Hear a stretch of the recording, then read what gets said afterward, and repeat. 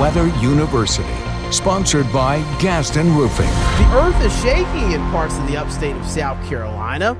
We also have dust flying around in the western U.S. Plus, here in Charlotte, we've dropped to the 50s for the first time since May 31st. Now, that would probably be our top headline this week on Pinpoint Weather University because it has been a brutal summer here with a lot of hot stretches when it comes down to Mother Nature. However, our top headline goes to the top when we're talking about the earthquake swarm that is happening in Greenwood County, South Carolina. Now, obviously, there's been concern there in South Carolina when it comes down to those earthquakes. I want to show you a look at the earthquakes that we've seen there. So this is looking at a map of North Carolina and South Carolina. And this is looking at the earthquakes since Saturday, August 23rd. We're recording this on Wednesday, August 27th. They just had two more last night. And when you zoom in a little bit closer to that area of where these earthquakes are actually happening, this is in Greenwood County, South Carolina, in between Columbia and Greenville. Look at the big earthquake swarm there. Again, this is the earthquake since Saturday, August 25th to at least this morning, Wednesday, August 27th. You're seeing them there all between about 1.7 and I see a 3.0 there as well. And when there's a big earthquake swarm like this, obviously when folks are feeling it, there's going to be concerns. People on social media have been saying they're feeling the earthquake. Some report that they heard a loud boom at one point.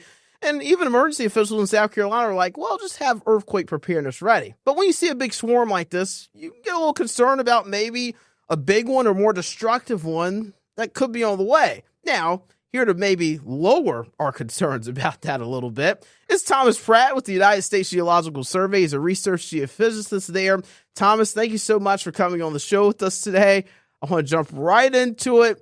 Are there any concerns about a bigger earthquake here with all the earthquakes that we've seen there in the upstate of South Carolina?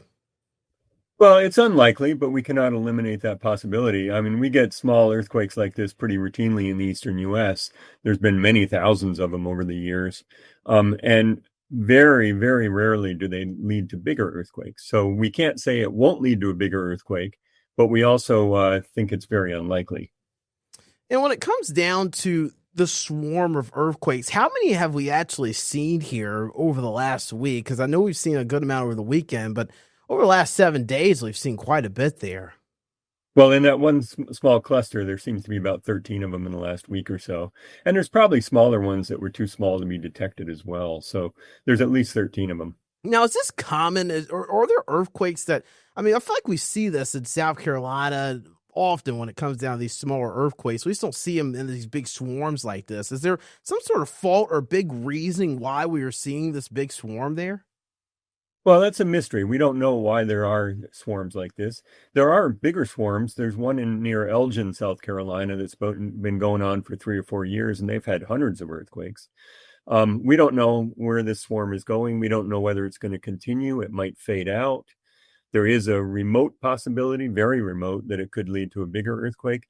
So we just don't have enough earthquake history in the region to really predict these things.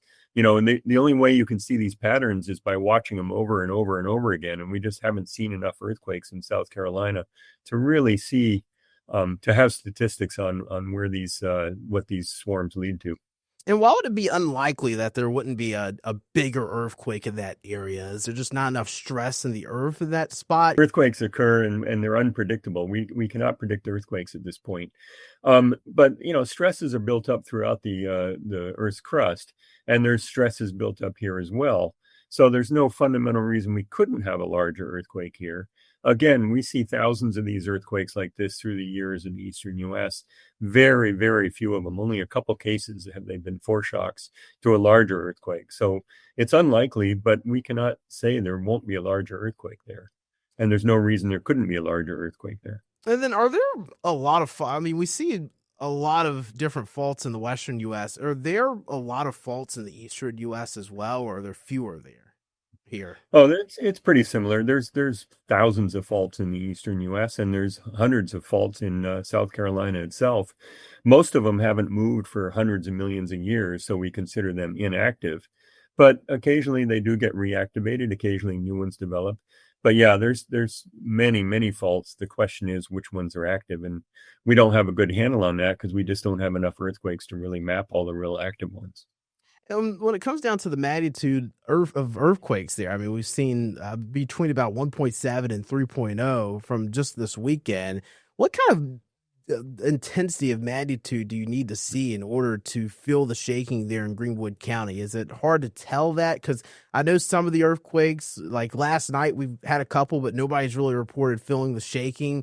But over the weekend, folks were able to hear that shaking or feel that shaking. What is there a certain magnitude where you can feel that shaking there, or is it kind of hard to say? Well, people may have felt them last night, but they felt so many before that they didn't bother reporting them because they got tired of reporting them. We don't know. But it depends on the depth. If you take a magnitude 3 earthquake and you put it down at the base of the crust at 30, 40 kilometers deep, people might not feel it. Magnitude 2 is usually about the smallest people feel unless it's really, really shallow. One way to think about that is if you take a firecracker or some kind of explosive and put it at the bottom of the lake, you'll hardly see any ripples at the top. But if you put that at the top, you'll see some big waves. So the shallower it is, the more likely people are to feel it. You're also closer to the earthquake. So a general rule of thumb is magnitude 2 or above is when you start getting felt earthquakes. But again, it depends on the depth. Lots of faults in the eastern U.S., probably just as many as in the western U.S. But the rocks in the eastern U.S. are much harder, much older, and so they transmit energy a lot better. So we tend to feel earthquakes 5 to 10 times further away than we do in the western U.S. And that's been demonstrated in a number of earthquakes, larger earthquakes, where the area that people feel them is way, way larger than the comparable earthquake in the western U.S. And when it comes down to emergency preparedness, when you're talking about earthquakes, how do you prepare for an earthquake? Is there a way just to be ready for that? Well, I emphasize that earthquakes are unpredictable. So, you could have a large one tomorrow and maybe hundreds of years before there's another large one in South Carolina. We just have no way of knowing. The best protection is to make sure you have emergency supplies on hand, because if there is an earthquake, it might knock out communications, it might knock out access through roads. So it could have a lot of effects like that. And you may be kind of on your own for 2 or 3 days until eventually emergency services can get you, particularly in rural areas. So our best advice is to have emergency supplies on hand and also make sure that you don't have anything that's going to fall on you. Most injuries in earthquakes are because objects fall onto people. So if you got a bookshelf with a bunch of heavy objects at the top, don't do that. Because, in an earthquake, those things will fall down, and that's where most injuries do occur. And when earthquakes happen, what's the best course of action after they occur? Should you stay? Drop, Yeah. cover, and hold. Basically, because falling objects cause most of the injuries, what we recommend is to get underneath a desk or a table or something that will protect you from objects falling from above, because that's where the injuries occur. You don't want to run outside. And the reason for that is that, first of all, if the earthquake gets stronger, you won't be able to run because the ground is moving and you're going to start staggering around like a drunk person and bump into things and trip over things. And objects might get thrown in your way that you'll trip over. But also there's a history of people, particularly in taller buildings, of running outdoors right as the bricks from the top floors are falling down. And they run out the door right as those bricks are raining down. So you got to be careful of that kind of thing. Our best advice is drop, cover, and hold. Just get under something to prevent objects from falling on you. All right, Thomas Pratt, thank you so much for coming on the show with us today. Obviously, there's a lot of concerns there in upstate South Carolina with the big swarms, but you say that this can happen. You can't rule out necessarily a big one, but you say it's very unlikely, correct? Yeah, well, it is very unlikely you'll have a big one. We can't say it won't happen, but it is disconcerting to feel the ground shake, because when you do feel an earthquake, you don't know whether that's the start and it's going to get worse or whether that's the end of it. It's hard to say. So it is kind of disconcerting to see the ground shake like that, and we understand that. But there's not really much you can do about it. It's going to happen whether you react to it or not. So. All right, Thomas, thank you so much for coming on the show with us today, informing our viewers and letting the folks in upstate South Carolina at least some clarity there about some of the earthquakes there happening in Greenwood, South Carolina. Well, it's my pleasure. Thank you so much. And coming up in just a bit, we're also going to be talking about the sandstorm or wind or dust storm, I should say, that's happening across the western U.S. We'll talk about why that's occurring, and it's pretty common there. We'll discuss that coming up in that segment here on Pinpoint Weather University. Right after this.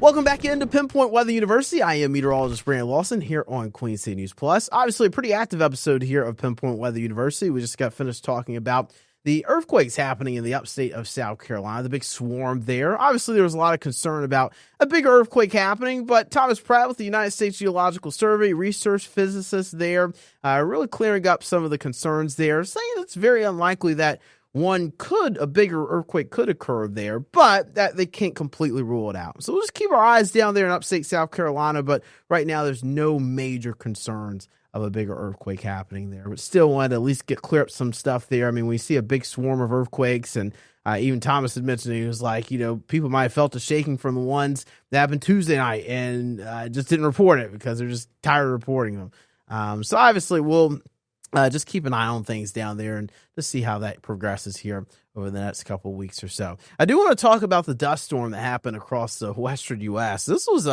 quite the view here. Here's a look at the first video I want to show you. This is a look at the dust storm engulfing Phoenix. Obviously, that is a very apocalyptic look when you're out in the distance there looking at this. It's just a big wall of dust that has been picked up by a thunderstorm, and it's just pretty much heading towards you. It gets a little nervous when you see this clip here. But I was actually talking with Brian Blakely. You've seen him on Or in the Court here on Queen City News Plus. You've also seen him on Queen City News at 6 and 10 o'clock. Brian Blakely, our anchor, he was talking about being in one of these when he was in Phoenix. And he says when you actually are in it, it's not actually as scary as when you're looking at it from a distance. It gets a little gloomy. It's dark. Be a little tough to breathe at times with just all the dust around, but it doesn't look like this. So this is another view of it, a time lapse. And this is also the nickname for the dust storm is a Haboob. It's an Arabic nickname for it. And you can just see, look at when you're kind of in it there. You can't really tell. You can see the rain. You can see some of the dust flying around there. But obviously, it's a scary situation, though, when you're looking in the distance and you just see this big dark cloud that doesn't look like a thunderstorm. It just looks much different. So you can kind of see it there again. Look at that. And you can see when you're in it, though, there's that visibility decrease, but it doesn't look as scary when it's coming right at you. So let's talk about how the dust storm or Haboob occurs. So I want to detail it for you. Let's go ahead and get right into it by looking at our weather here. So again, when you look at the graphics, you see it here, the dust storm. This is the thunderstorm forming. So the thunderstorm's forming from rising air. Warm air rises. That produces your upward motion, and that helps produce your cumulus clouds. That's Weather 101, right? But we're not here to talk about how thunderstorms form. We're here to talk about how the thunderstorm produces that dust. So you get your thunderstorm to form, but eventually in the thunderstorm, we know we get strong updrafts and strong downdrafts. So updrafts are the upward movement of air. Downdrafts are the downward movement of air. And the downdraft produces the heavy rain coming down to the surface. Sometimes hail can be included in that downdraft as well. But with that downdraft, it produces what we call a gust front. That is a mini cold front down at the surface where you essentially get very gusty winds down there at the surface. So what ends up happening is that downdraft produces those gusty winds, that mini cold front and gust front at the surface, and the dry, loose soil and dust is picked up from the surface, and the strong winds are able to eventually drive that dust, and that's what ends up producing it. So again, you can see it there. Again, the dust storm, those cumulus cloud being bubbled up, warm air rising, upward motion produces those cumulus clouds. And then what ends up happening is you get your mature stage of your thunderstorm, you get your updraft, your downdraft. That produces the little mini gust front to surface, the wind. It comes down and it accelerates. You can see just kind of that gusty wind effect there. And then all of a sudden, your dust, you see it just kind of picked up there and then eventually taken away by this dust storm. So yeah, very, very, very active situation, though, when you're looking at it. So you can honestly see it a little bit in this first clip. just how the dust is being picked up. So if you look at the very top, you can kind of see the thunderstorm there. This is the thunderstorm that is literally just picking up all that dust from the mini cold front that's kind of driving out from it. You can also call it outflow as well. We can refer to this as outflow from the thunderstorm. So just think about, you've got strong outflow, strong winds pushing out from the thunderstorm, and that is what's allowing that the wall of dust to continue to move across there. So you can see it there again. Another clip. I want to show you this one more time. Look at that. That is literally just outflow from the thunderstorm, the mini cold front picking up that dust and pushing it towards you. Man, I tell you, there is you see a lot of things in weather, and these are common in the Western U.S. You see them in Phoenix. They can happen. There was actually a NASCAR race. It was a few years ago. I'm a big NASCAR guy, and I think it was like 2019, 2020. Don't quote me on that, but it was in Las Vegas, and they had a dust storm pop up during the race. And like the NASCAR Cup Series on a Sunday evening, we're driving through there, racing through that. They didn't throw, NASCAR officials didn't think they needed to throw the yellow for it.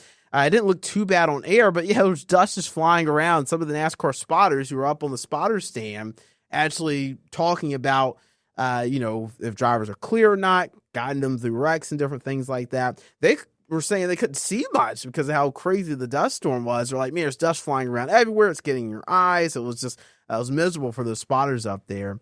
So it's just kind of wild to see that and just know that it's common, but something that a lot of folks can get a lot of eye candy from when you see this. So that is a look at the dust storm, how it forms. Just a big thunderstorm that picks up the dust and eventually drives it with their outflow or mini cold fronts or gust fronts, as they're called in meteorology. So we're going to talk about the fall season now. It's only 29 days away as I'm recording this on Wednesday, August 27th. It starts on September 22nd. So astronomical fall's right around the corner. But meteorological fall, mind you, starts September 1st on Labor Day. So we're approaching the meteorological fall season. In Charlotte, Wednesday morning here, August 27th, dropped into the 50s for the first time since May 31st. It's been a while. It's been about 86, 87 days, if I remember correctly. We're going to talk about this fall light pattern, what's producing this fall light pattern. And we're also going to be discussing what fall could look like, not only here in the Carolinas, but across the U.S. with the new fall outlook from the Climate Prediction Center. That's next here on Pinpoint Weather University. We'll be right back. I'll leave you first, though. We'll look again at that dust storm as it filled in to the Phoenix area. Welcome back into Pinpoint Weather University. I am meteorologist Brandon Lawson here on Queen City News Plus. I did wear kind of a fall-like tie for this episode because it's been feeling like fall. We've got the pumpkin spice lattes back at Starbucks. Everybody's getting involved in the PSLs. Got to get involved in the season a little bit, but it's still August. It's still August. We're not quite into September quite yet. We're almost there, though. September 1st, Labor Day, Monday. That is when we are going to get into September. But that also marks the start of meteorological fall. And we have meteorological seasons because astronomical seasons don't start at the same time each year.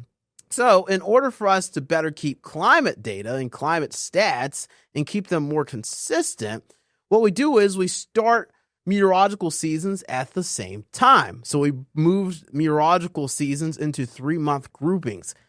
January, February, December, January, February, that's your winter. March, April, May, that's your spring. June, July, August, that's your summer. And then we get into the fall months, which is September, October, and November. So that just kind of groups them together, puts the coldest months together, the warmest months together, the transition seasons together, and that's how we're able to kind of keep that climate data a little bit more consistent versus it changing rapidly because astronomical fall started on September 21st last year versus 22nd this year, different things like that. So we have seen some cooler air, though, the false fall, if you will, pumping into the Carolinas. I want to talk about why it's getting cooler around here, at least for now.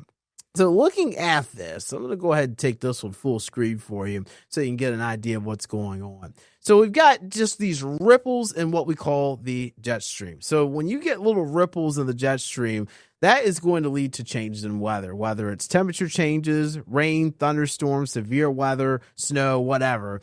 The upper level pattern is what drives Mother Nature. It's what drives our weather patterns. Everything that happens in the upper levels is what produces our weather. So I like to, it's kind of a cool analogy I like to use here. But when you look at football, it's Steve Wilkes, when he was the interim head coach of the Carolina Panthers, he'd always say, and it's a common thing, but everything we do in football starts where?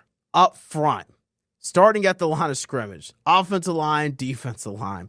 Everything in Mother Nature starts up there in the upper levels.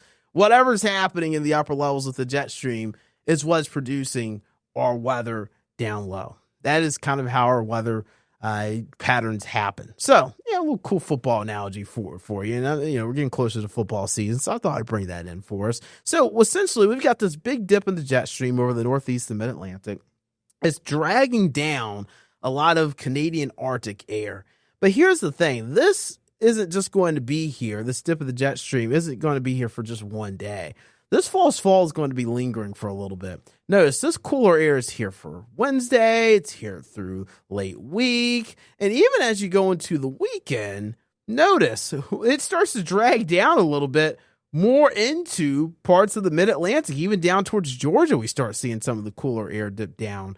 So, yeah, it's going to be here for a while, this cooler air. But is it going to be the big story all of this fall?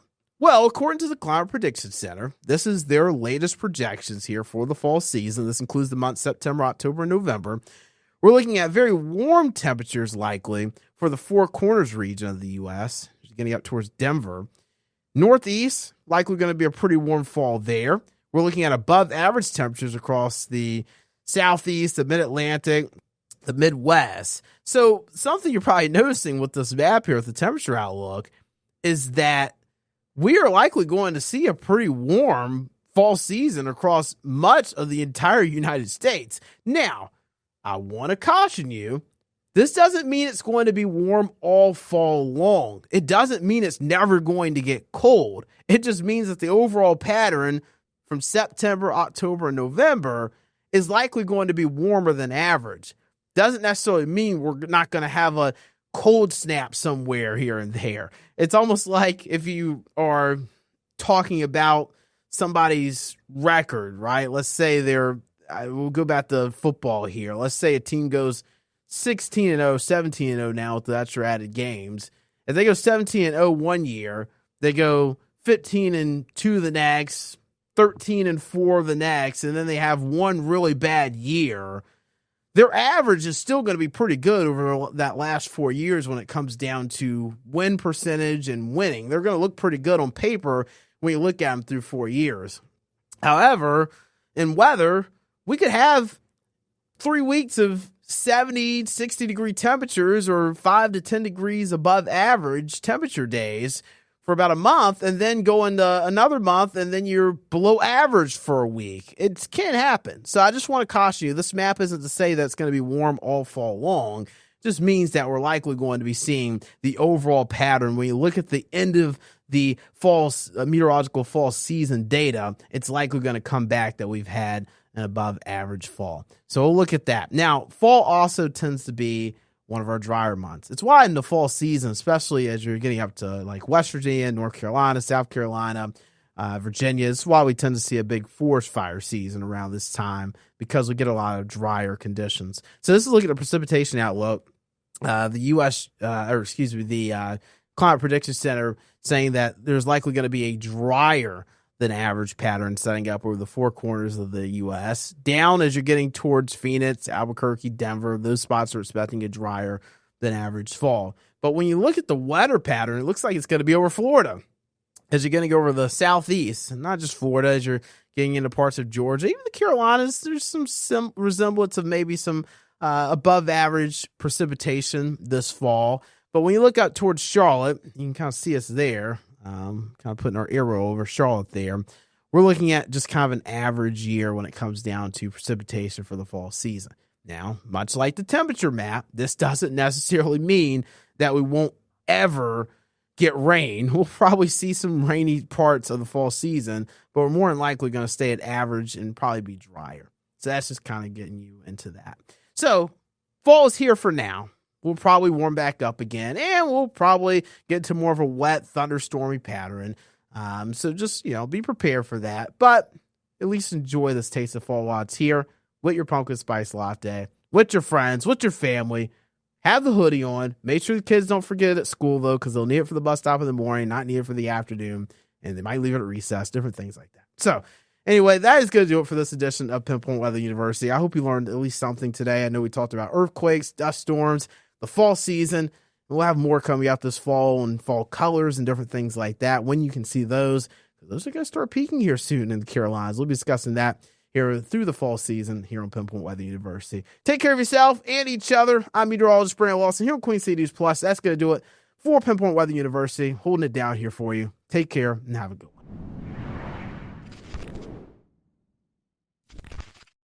Queen City News Plus. Just search Queen City News on your smart TV's app store.